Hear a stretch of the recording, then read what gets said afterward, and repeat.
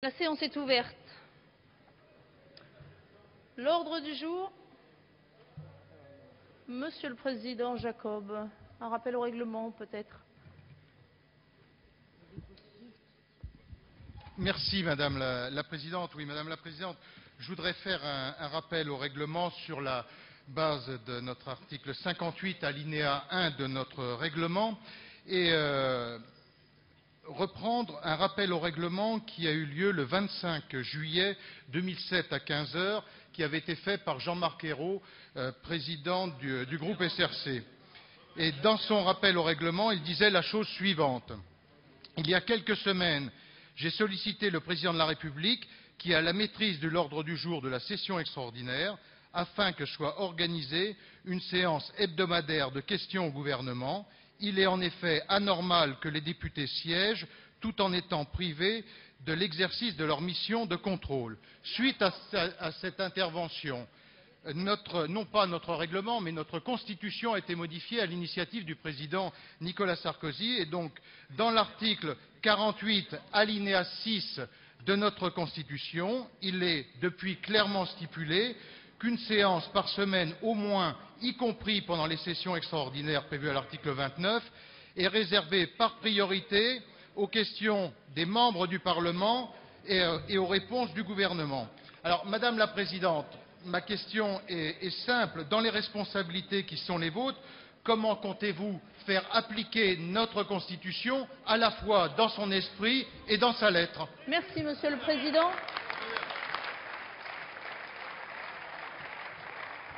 Monsieur Le Fur, vous avez demandé la parole, mais attendez, je crois que j'ai d'autres demandes de parole. Madame Vautrin également. Je vous propose, si c'est sur le même sujet, de répondre peut-être globalement. C'est le même sujet, Madame la Monsieur Le Fur ? Présidente, sujet, mais c'est un sujet majeur. Absolument. Il s'agit de bien commencer cette session.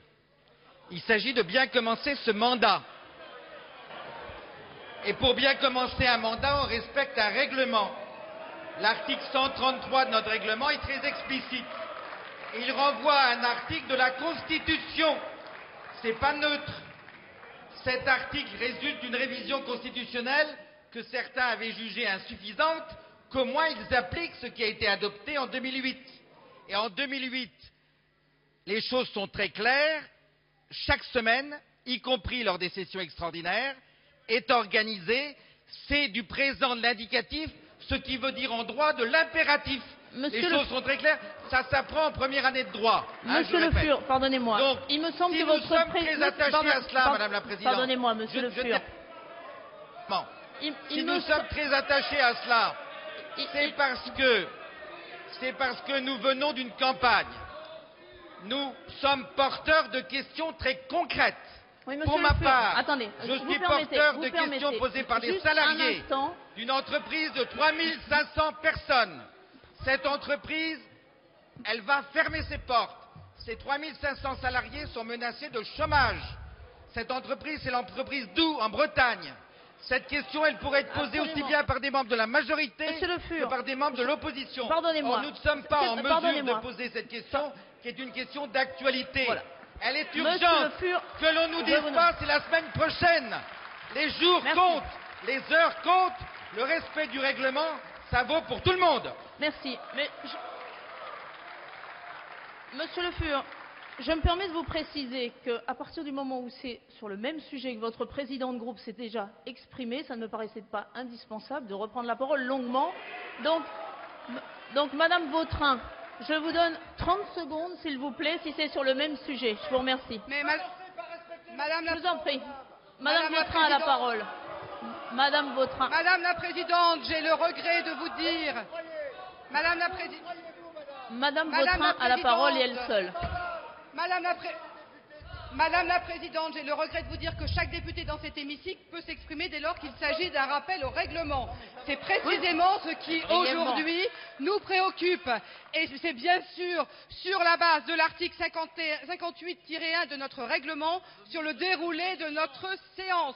Nous souhaitons bien sûr que l'ensemble des parlementaires puissent s'exprimer. Ça a été très bien rappelé par mon collègue Le Fur. L'article 48-6 de la Constitution prévoit bien que nous ayons une séance de questions par semaine. Et contrairement à ce que Monsieur le Président de l'Assemblée nationale a bien voulu écrire à notre président de groupe, en aucun cas la discussion de politique générale ne peut se substituer à une séance de questions d'actualité. Et c'est le fond de notre problème, car tous, autant que nous sommes sur ces bancs, nous avons des questions à poser. Ça vient d'être dit en matière industrielle. Autre exemple, hier vous nous avez annoncé, c'était dans le BQ d'hier, l'arrivée des commissaires au redressement productif. Je suis l'élu d'une région qui a vu son taux de chômage augmenter en raison des difficultés industrielles. Nous avions jusqu'à maintenant un commissaire à la réindustrialisation. Quelle est la différence entre un commissaire à la réindustrialisation et un commissaire au redressement productif quand c'est la même personne, si ce n'est de l'affichage? C'est simplement ça le changement. C'est très inquiétant. J'ai bien entendu votre rappel au règlement. Il est exact que depuis 2008, la Constitution prévoit effectivement qu'au moins une séance de questions au gouvernement par semaine est organisée, y compris, on va se calmer un petit peu, y compris durant les sessions extraordinaires. Cette disposition est destinée à assurer en séance la permanence du contrôle parlementaire lorsque le Parlement siège. J'en conviens. Vous conviendrez peut-être que la décision du Premier ministre de faire devant l'Assemblée hier une déclaration de politique générale, suivie d'un débat et d'un vote en application de l'article 49, alinéa 1 de la Constitution, a amplement satisfait cet objectif. Par ailleurs,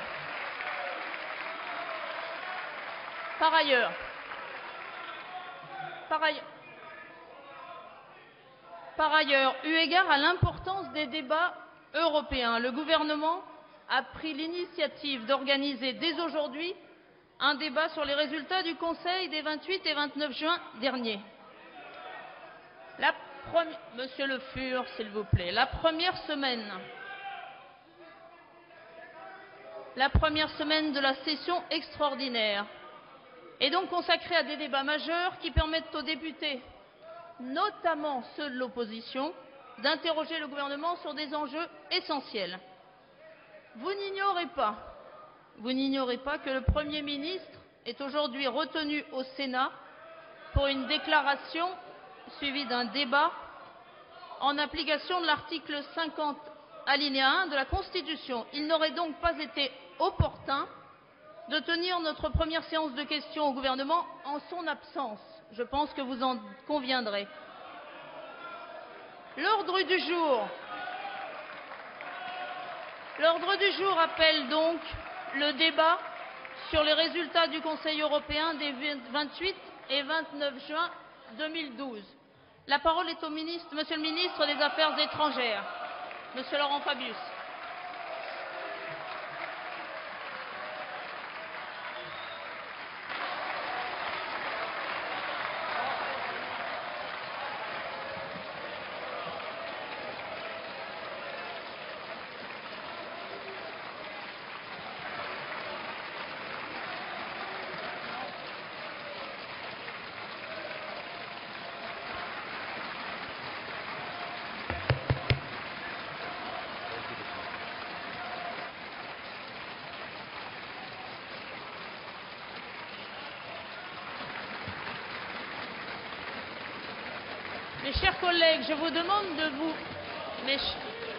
Mes chers collègues, je vous demande de vous asseoir. Ceux qui sont, comme Monsieur Le Fur, vice-président, savent qu'à partir du moment où la parole a été donnée au ministre, il n'est pas d'usage de la reprendre.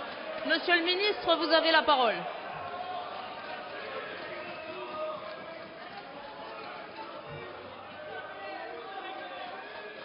Bien.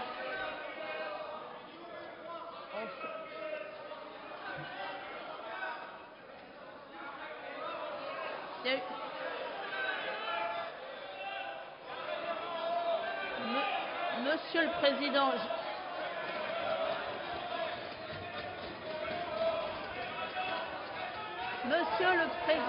vous avez eu la...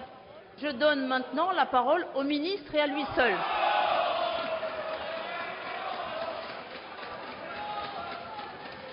Allez-y, monsieur le ministre.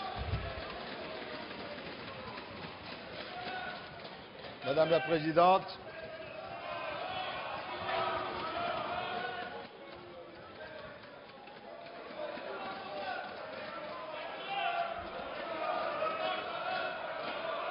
Allez-y, monsieur le ministre.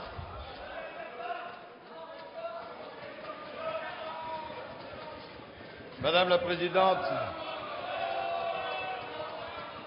Mesdames et Messieurs les députés, je retrouve avec plaisir le calme de cette Assemblée.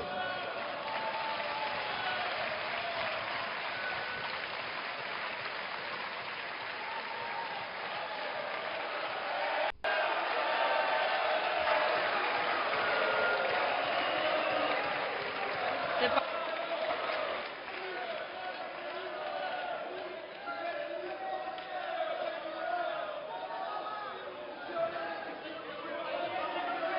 Allez.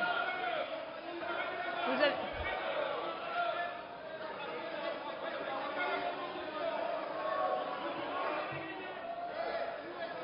Que ceux qui ne souhaitent pas participer sortent, mais vite.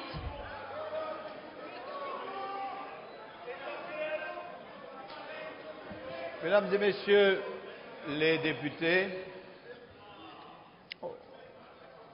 d'abord, je voudrais, avant d'aborder le débat qui nous occupe, dire l'honneur et le plaisir que c'est pour mon ami Bernas Cazeneuve et pour moi-même de me retrouver devant vous. Nous sommes à la disposition de l'Assemblée nationale, sachez-le.